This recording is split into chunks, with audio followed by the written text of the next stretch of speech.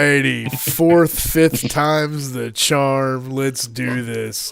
What's up, everybody? I am Average Joe, the Average Geek, and of course, I've got my buddy Pat, my buddy Kevin here, and this is Exploring Star Trek Discovery Season 2! We're back! 2! Star Trek Discovery is back, and we are back once again doing our weekly deep dive into this amazing series. And spoiler alert, if you hate Star Trek Discovery, this show is probably not for you. We discussed the episodes honestly, but we are fans of the series. And this season, holy crap! This season is off the wall. It is classic Trek through and through. And we're gonna talk about episodes 1 and 2 today. Episode 1, Brother. Episode 2, what was the name of episode? I can't remember the name of episode 2. Doesn't matter. We're gonna talk about episode 2 and episode 1. Anyway, everybody, it's good to be back.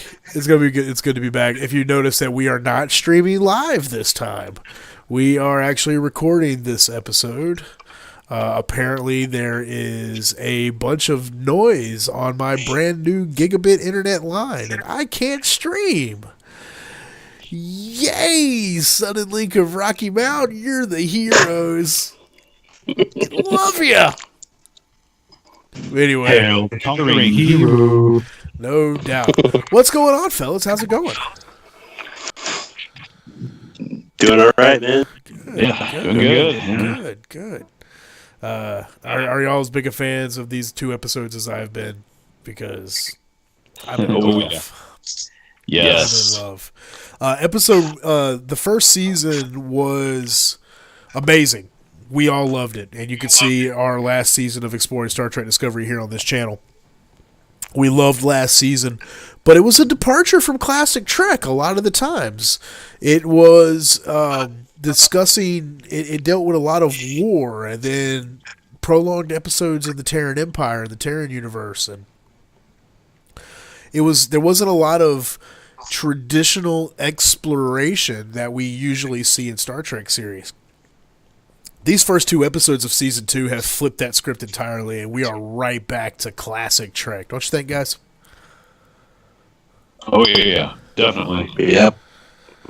It's definitely it's definitely nice. And I tell you what, man, we see that classic Trek can be told in a new and exciting way.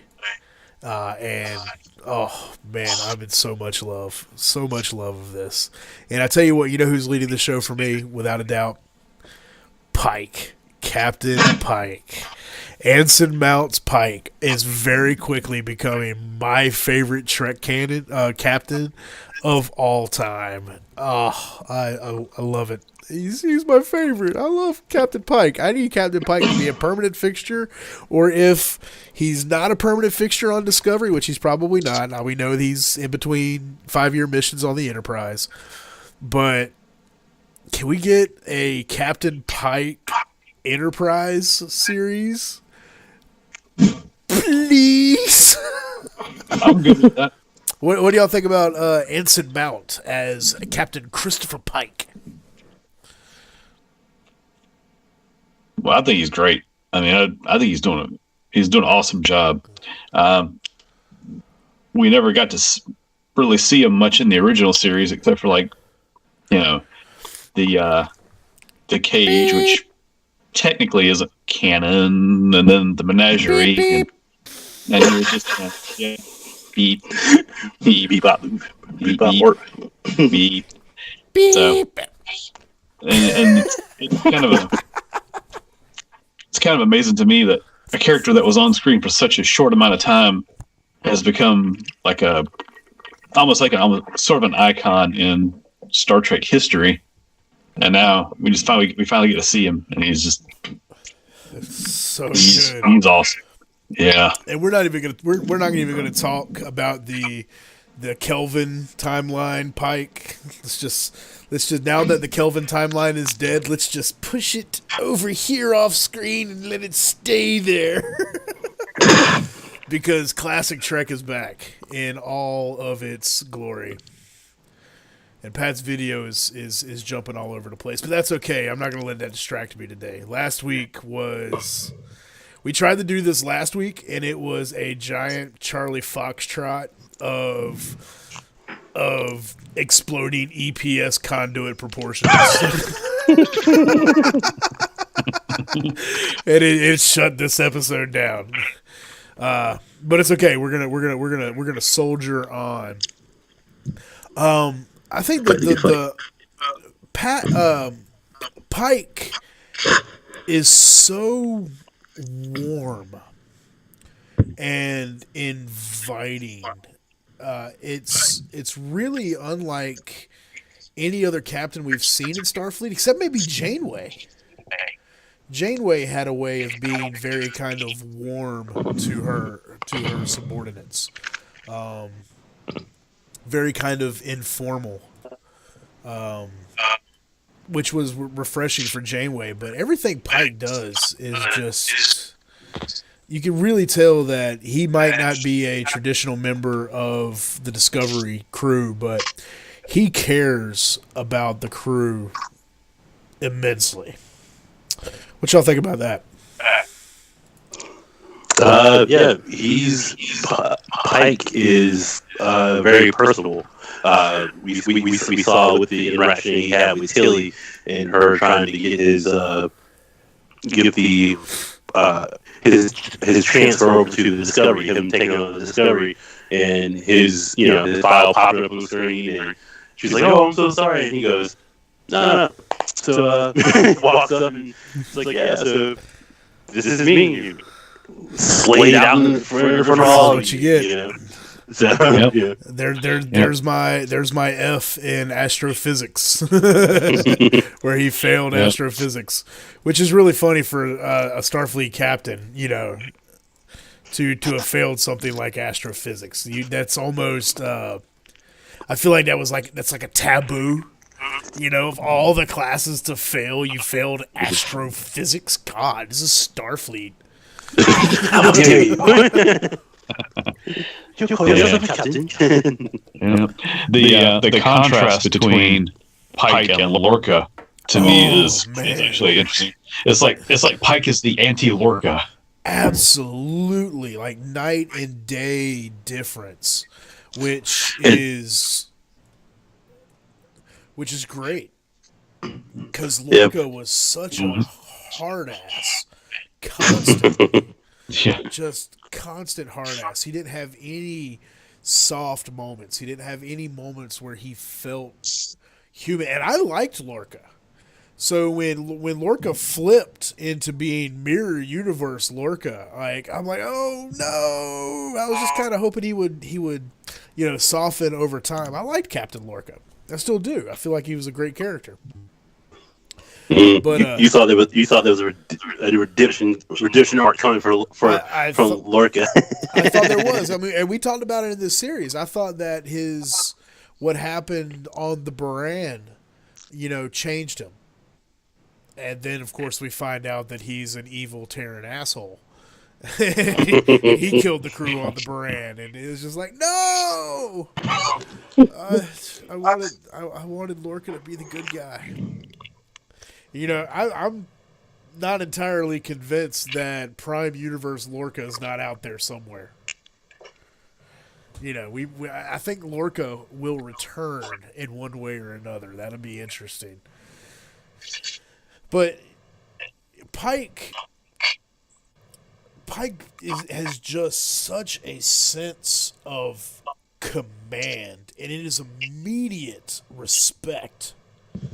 That he's demanding as a captain, and not demanding in this power struggle kind of way, just demanding in how he carries himself and how he cares for the crew. He went through that roll call on the Discovery Bridge. He went everybody down one by name. Detmer, Bryce, Owoshikun, Pram, all of them. He was going step by step between all of them, and then in one roll call, he had everybody's names memorized. And it was calling. It's like, okay, Bryce, do this. Woshikun, do this. Detmer, do this. It was just real quick. He just got everybody, and I think it kind of took everybody by surprise. And this immediate jump to action. So in the first episode, when they're in these little awesome little asteroid dodging space pods, it was just fast and ridiculously cool, and they're dodging asteroids left and right, going through. And it was Woshikun and Detmer on the bridge, and Michael Burnham's like, you gotta save him, you gotta save them. He's like, you got this, right, ladies? And they looked at each other for a second and go, yeah, we got this. And they just science the shit out of it. And it was awesome. I cheered. I think one of the greatest things that's happening so far in season 2 is that we are finally getting some personality from our bridge crew. We're seeing this interaction, and we're seeing how close they've become after the events of season 1. And I love it. And in episode 2, when they're clearing the radioactive debris out of the asteroid belt that's about to hit the planet and just irradiate the planet and kill all of these people and kill Pike and Burnham and Woshikun on the planet. Tilly comes in, and her exuberant, excited self comes in, saves the day again, sciences the shit out of it, and it's Detmer's like, hey, why are you're gonna do a donut in a spaceship? And Detmer's like, oh yeah, I'm about to do a donut in a starship. And Saru's like, you got this? And she's like, I've had my pilot's license since I was 12. I'm like, oh yeah, let's do this. So for me, that immediately put her up there with some of the best pilots that we've seen in Trek. Just right up there, because we got some great piloting moments with Tom Paris, specifically in Voyager. That was one of the first times we really got to see some really great starship piloting. And we got some great Chekhov moments and such as well. But man, Detmer flew the hell out of that ship. So it's nice, And then with Woshikun, we're seeing that moment. We find out that she was actually raised in a Luddite community. So she was raised in a community that rejected technology on Earth, and she just jury-rigged it completely, got out of that thing, and just it's really nice seeing this crew come together. Don't you think? She really knew her way around 2053. Her picking the lock from the inside. Popping the latch out, getting out the cellar. So it was episode 2 especially. It was cool to have a outside of the turning donuts in a spaceship, which was awesome. It was cool to have a low tech moment for a Trek, like old school Trek, going down to the planet, and shaking crap out, Yeah. And we haven't even got to that part about the planet yet, because that was some great Trek right there. Go ahead, Kevin. Yeah. Oh yeah. It's nice to have almost like a lower key episode where everything's not quite so frantic all the time. Yeah. But still, it was just high tension and action in a low key episode. This episode was directed by Jonathan Frakes, by the way. Who must direct all Trek? It's hard for me to express how much I love this episode. That's been the consensus of a lot of Trek fans, is Jonathan Frakes directing a lot of direct more Trek, number one. Well, he understands Star Trek in a way that a lot of guest directors don't. I mean, this episode was very original series. It was very Next Generation. In its pacing and styling and the type of story that we got. Obviously, we got the story of this group of people that were holed up in a church in 2053 as the final nuclear bombs of World War III were dropping. Because remember, first contacts in 5 years. No. 10 years. 10 years. 10 years. 10 years. Yeah. First contact is in 10 years from this point. This is the final days of World War III. And these people are holed up in a church. And then they get rescued by something. Someone, somewhere felt the need to rescue these people. Are you here for the last transmission? There's lights all around us. The door's open. Stop.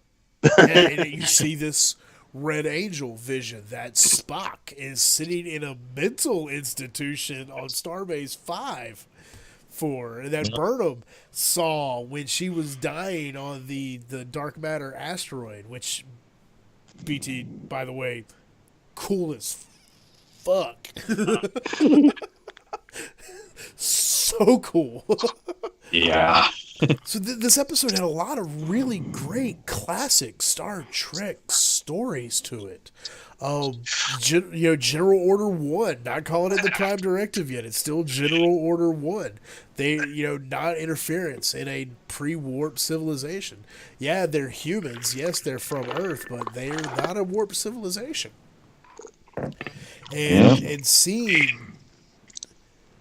There was a lot of really great thematic stuff that went around this group. Obviously, a lot of interesting things regarding religion and faith, and that came up several times throughout the episode. How Pike, who we find out was raised by a scientist that also taught comparative religion. So, how does Pike have a faith-based background? Was his family religious at a time where religion is almost gone from Earth? So he has this very keen understanding and acceptance of the faith that this group of individuals has on this planet. And it leads to some very interesting thematic things. There's a line that Pike has, like, you're telling me this ship can jump across the galaxy on a trail of mushrooms? I'm just gonna have to take that on faith, which is a very interesting thing to say, because that is, in a lot of ways, that parallels a lot of the conversations that we had regarding the spore drive in season 1. This very interesting, jumping on the mycelial network, propulsion system that obviously nobody knows about. Pike barely knew anything about it. It's still top secret. Going back to, the people on the planet and how their faith is a combination of most of the major religions of Earth. What do y'all think about that? What do you think about that kind of thematic thing that they were playing with? Well, I guess what do they call her? What was she? The what do you call her? The mother, whatever, the leader. Something like that. Yeah. The mother, to use a Dune reference. Yeah. Even she said it, and Pike kind of jumped in and kind of clued us all in. She said there was a whole group of people, marooned on a planet, and for how many years had it been since then? 200. 200. Okay. Mm-hmm. So 200 years. So. And this colony has grown over that time. So how do you get so many people of so different, diverse religions to come together? Pike goes, you put them all together, and you and you put them all together, you know. Yeah.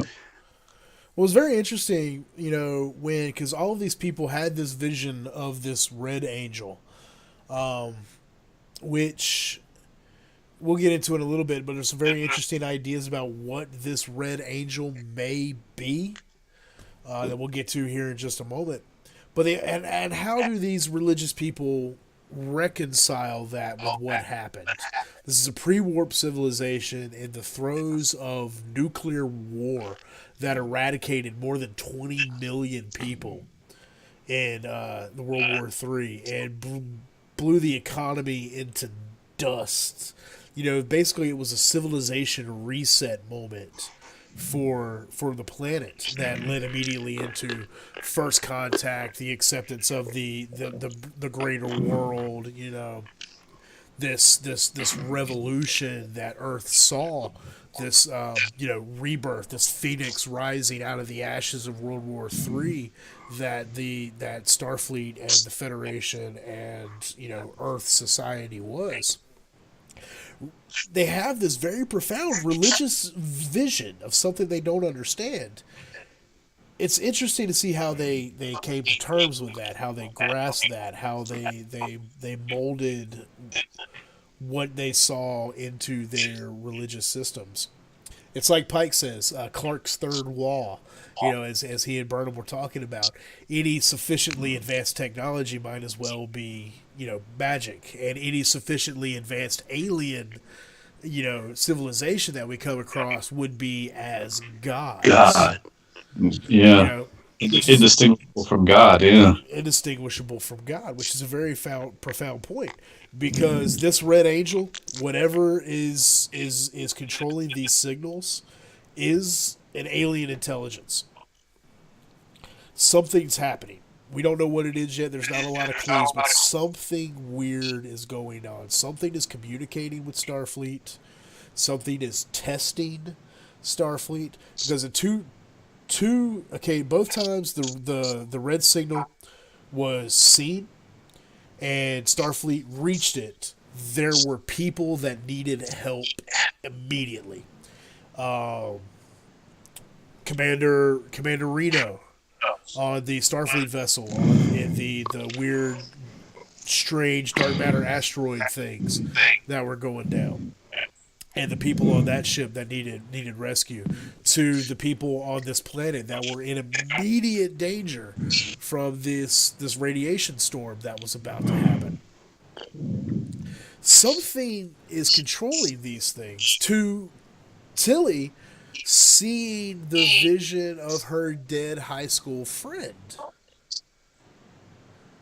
there's an intelligence here that is I think testing Starfleet. That this intelligence, this species, this whatever it is, it might be a god compared to Starfleet. It might be something like the Q, which are obviously, we know they're not gods, but they are very godlike in their capabilities.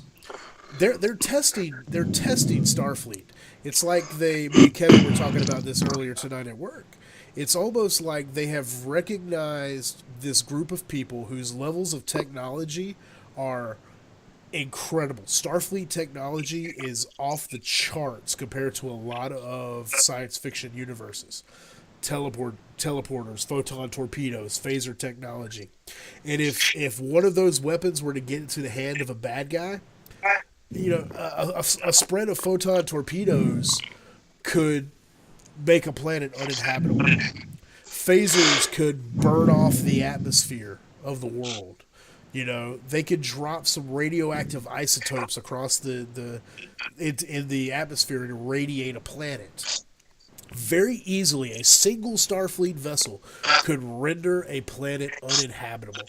So Starfleet is in control of godlike power, yet they are very altruistic, very caring, very kind, want to help people. And I think this entity or this intelligence is testing that. And it's going to be very interesting for me to see where that goes and why that is happening. What do y'all think about that? Well, to go back to what you were saying about what the entity possibly could be, and you were kind of shooting off certain things like Q, and so that I'm reminded of the caretaker from Voyager. So like it's kind of weird that it's kind of a cool parallel that three different Trek shows have three different intelligent entities that that are testing humans, or in this case, Starfleet. What what can you? What if I put you in this precarious situation? How would you get out of it? Yeah. Testing more your moral core, your moral compass. How do you use your technology? Is it for the greater good, or is it for something bad? Yeah. It's kind of interesting. Well, there have been 7 bursts, right, so far. We've gone to 2 of the locations of the burst, right? Yep. So there's 5 more to go. Yeah. So I wonder if this is a test, theoretically the challenge would escalate Each time. If it's a test. And I don't know if it is. This is still incredibly early in the exploration and discovery of what these signals are. But that's what it's seeming like to me right now. For all we know, there could be some temporal things. Maybe this is somebody in the future communicating with Starfleet now through a means we don't understand and they don't understand. I don't know. There's something interesting is at play here. What's your thoughts, Kevin? I agree with what Pat said, and I agree with what you said. Also, to me, just thinking about it, it is kind of like a test, but it's also in some ways almost like a quest. Because think about it, season premiere, they go to the asteroid where Commander Reno's on the ship. They get a piece of this asteroid in a shuttle bay. Well, next episode, what happens? They need this asteroid to save the planet. So, right. So it's very convenient. It's like one thing is leading to another. So we're being led on this quest by these aliens who they're testing us for some reason, or they're I don't know if there's so much testing as they're evaluating Starfleet. Well, the way you put it, Kevin, first episode, Dark Matter asteroid. We as a Discovery, we take a chunk of it, goes to the planet. We have to use said asteroid, the sample asteroid, to use it like a slingshot to knock other Dark Matter asteroids from bombarding the planet. So each episode we've gotten a piece of a puzzle, Yeah. So in this episode, in the second episode, what piece did we get to go to the next? The camera. Okay. The camera, which confirms that what Spock and Burnham saw was it wasn't mental. It was a physical phenomenon of some kind, whatever that is. Which leads us into our next question. So Spock, highly decorated science officer, has the explicit trust of Pike, as he said in the first episode of the season, and had these concerns, saved up his leave, and then went on leave to investigate, it seems, these signals, as we found out as Burnham goes to his quarters on the Enterprise, pulls out his journal, and we hear his audio logs. So now we find out in episode 2 that he's not out in the galaxy trying to figure this out, that he self-committed himself into the psychiatric hospital at Starbase 5. This is a very interesting piece of the puzzle. And it's not one that I understand now, and it's not one that I have a lot of speculation about, because it's so different. Now, we know Vulcans are telepathic. We know that Vulcans are tied into something more. I'm so intrigued by what Spock has discovered, or what do you think's going on with Spock? Why did he commit himself into a psychiatric hospital? This is such an interesting thing to me, and I'm trying to wrap my head around it, because this is lost information for Spock. This is all new stuff. Like, we don't know what happened in this storyline. Like, we don't know where he was at in his headspace this time of year. And then, of course, you're going to have purists that shit on that because they want to wipe their ass like a dog on everything cool that other people like. But for me, it just brings out some really intriguing questions. Questions that I don't even really know how to ask. Like, I don't even really know what the question is. You know what I mean? What do you think about what do you think's going on with Spock? Well, Pike said to Burnham straight up that, Spock didn't leave. Yeah. Spock looked detached, and it was like he was pondering a question that he could not answer. Which will drive a Vulcan absolutely bonkers. So, what if you're a Vulcan, what's the most logical thing to do when you are faced with a question that you can't answer right away? Lock yourself away, to ponder this.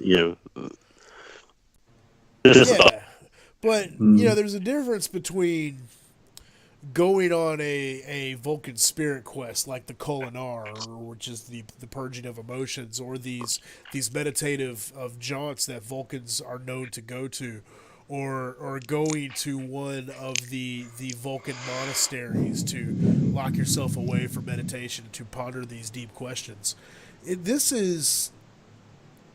He felt that he was mentally ill.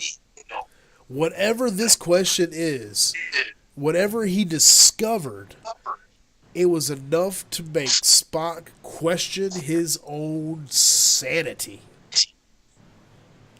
Question oneself, probably. Yeah. Well, here's an idea. What if he went out and he actually made contact with these aliens, telepathically, whatever? And they are so far beyond information overload, like some Lovecraftian shit. Like in order just to survive, he has to commit himself. He was so overwhelmed by what he felt. Yeah, some H.P. Lovecraft getting a hold of the elder gods, or the elder ones, and the knowledge tricks that hits that insanity switch, that madness switch that we see in the kind of Lovecraftian lore. Maybe it's something like that. I think you might be sitting on you might be on something there. Maybe. You never know. I mean, it's got something to do with his telepathy, I'm sure. It has to be. It's some combination of his telepathy and his extreme scientific prowess. Or maybe he's seeing a long dead friend like Tilly was seeing, and his Vulcan logic is telling him, you can't possibly exist. Right, yeah, this is not real. You're insane. Go go to a hospital. You are unfit for duty. Commit yourself for further notice. Whatever it is, it is probably one of the most intriguing questions that has ever been asked in Star Trek. What is going on with Spock? Why would Spock feel the need to commit himself? What did he see? What did he discover? And this is pre emotional purge Spock. So Spock hasn't gone through the Kolinar yet. Yeah. So he's gonna have that full gamut of emotions, of human emotions that to access. So that's gonna be interesting. So. Well, we go back. So this takes place after the cage, presumably, correct, Kevin? Yeah. So this does take place after the cage. So the question becomes, how much of the cage is canon? Is any of the cage canon, other than the parts that we saw that were re-edited to the episode of the Menagerie, and parts 1 and 2 in the original series, because the cage never technically aired. And in Star Trek, if it didn't air, it's not real canon. Yeah. Well, it depends on how you define airing. Because I remember, this is way back when. This is like 25th anniversary, 30th anniversary of Star Trek. Somewhere they actually showed on TV the cage. The whole thing, or just snippets? The whole thing. Because it's very interesting. Because in the cage, Spock was smiling. Now the cage was a pilot. His character hadn't been fully realized yet. It hadn't been fully developed yet. So, if the cage is canon, which I don't think it is, I think the bits we saw in the Menagerie are canon, but maybe not everything we saw in the cage is canon, because Spock very clearly had his human emotions on display. Laughing, joking in the cage. Mm-hmm. Now, that could color what's happening now. And we see this progression of Spock from the cage through the original to whatever's happening now in Discovery, to the original series, to the motion picture, to him going through the Kolinar, to his death in Wrath of Khan, to his rebirth in Search for Spock, to his getting his Katra returned in the Voyage Home, to whatever the hell happened in Star Trek V, to the Undiscovered Country in 6. We do not speak Star Trek V. It is the unholy. It is unclean. We do not speak of that. But whatever's going on right now, I wonder if what's happening now to Spock, whatever it is what pushes him to fully accept his Vulcan side, to pursue the Kolinar, to pursue the purging of human emotions, to ultimately, towards the end of his life, the acceptance of his human emotions, but letting logic take hold, because Spock does accept them and he feels them, but he's mastered logic to such a degree that they don't take full hold and full control. He acknowledges that they're there. So. But to say that Spock's human half does not influence Spock is a disrespect to the character. Full out. True. Full out. It's disrespectful to the character, and it is not an understanding of the character. Spock's human half is as important as his Vulcan half in the explanation and exploration of that character. It has to be. Well, yeah. Anytime that Spock feels any kind of emotion, like he'll tell you. Like he speaks instead of him feeling it and acting the emotion out. He goes, I'm feeling this. I'm feeling that. Like he speaks it out. Yeah. So. So I wonder if whatever's happening now is it has to be an important evolution of his character. Well, yeah, and what's the point of writing it? right, and after episode 1 in the the overall season trailer they put out, you see, Pike go, Spot, is that a smile? Yes. You see him literally kind of smile, like, holy shit. Yeah. Yeah. And him smiling and him talking to Burnham and telling her, she's like, I was trying to help you, and he pops off at her, and not in a rageful way, but he in a human way. In a human way, a stern way, in a stern way. Because we don't know the entirety of what happened between Spock and Burnham. We did find out in episode 1, in the first part of the season, or the first season of Discovery, that Sarek's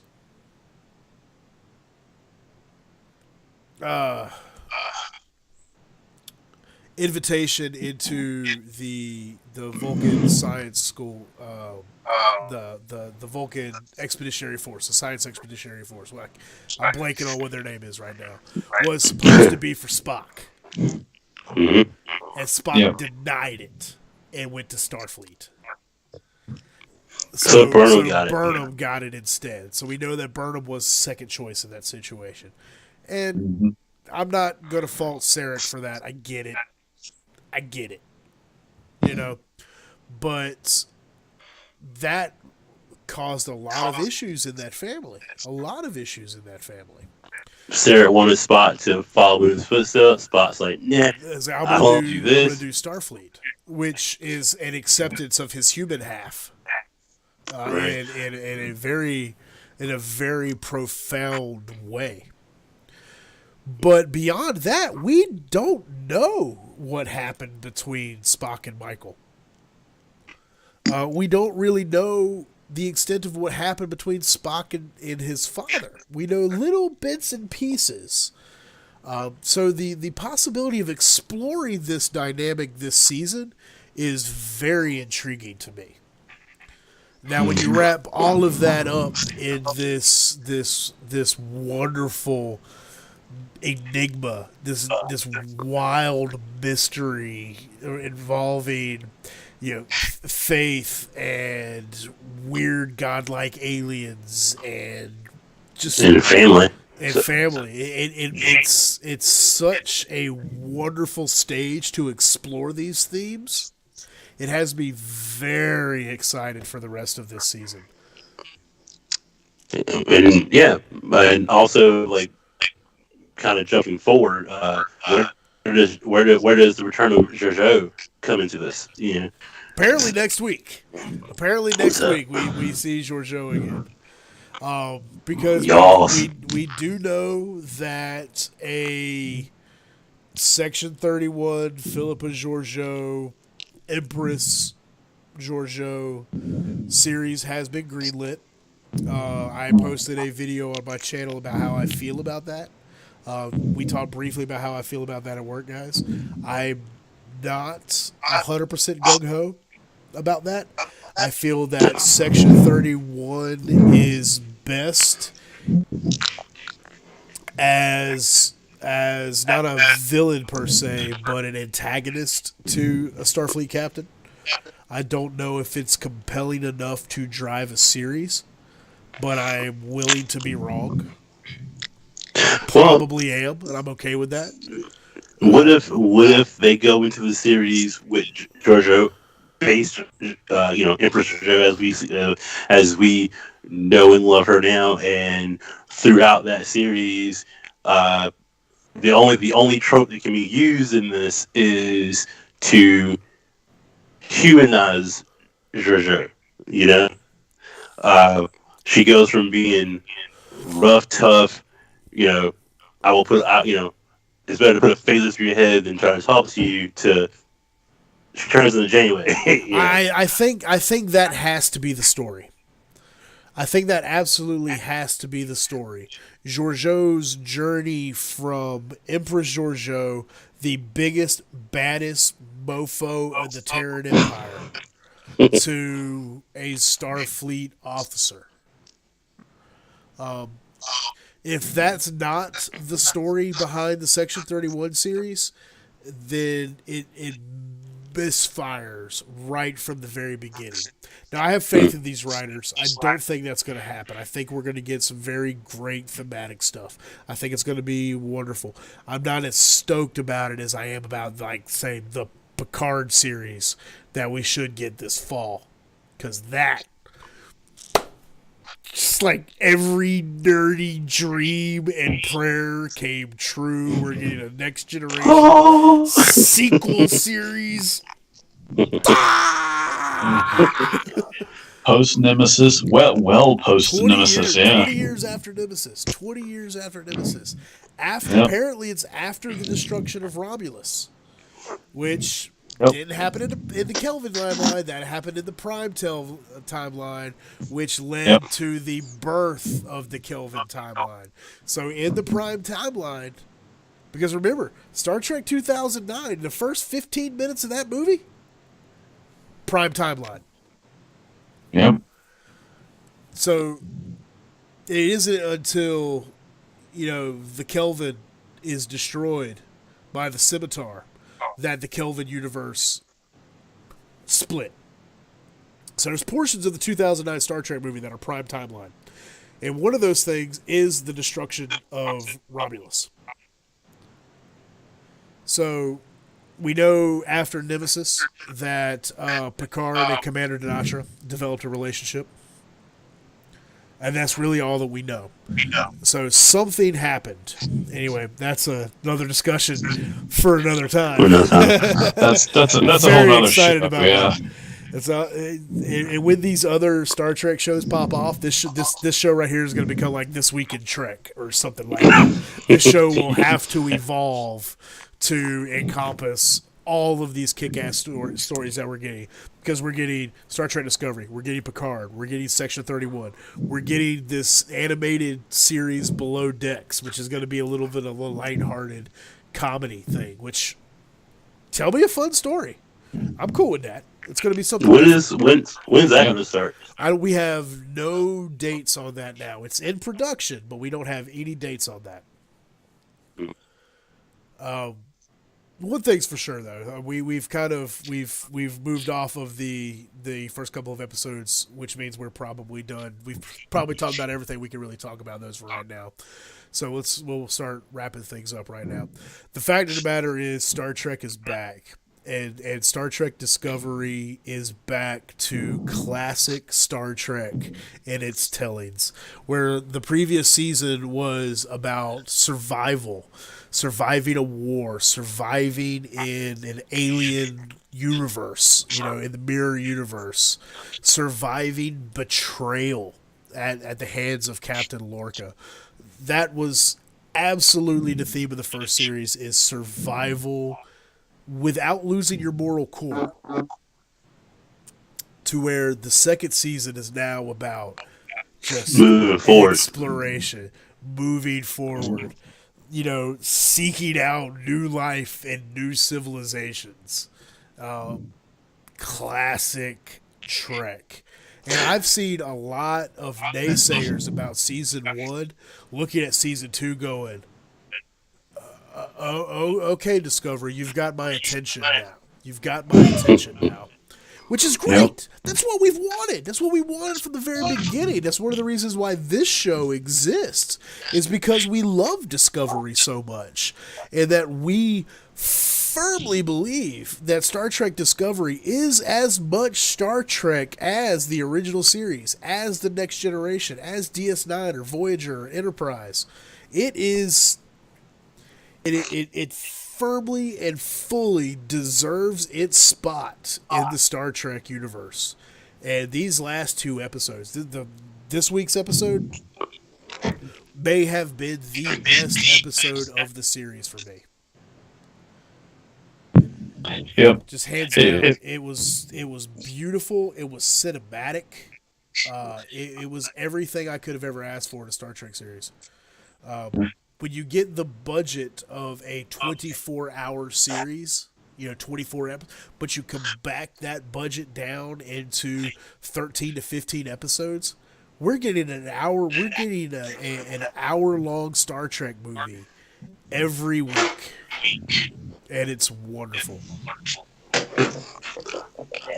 Yeah. Yeah.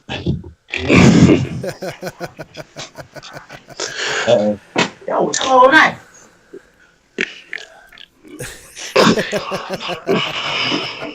Pat's being thrown out. That's my job. That's why you don't have children.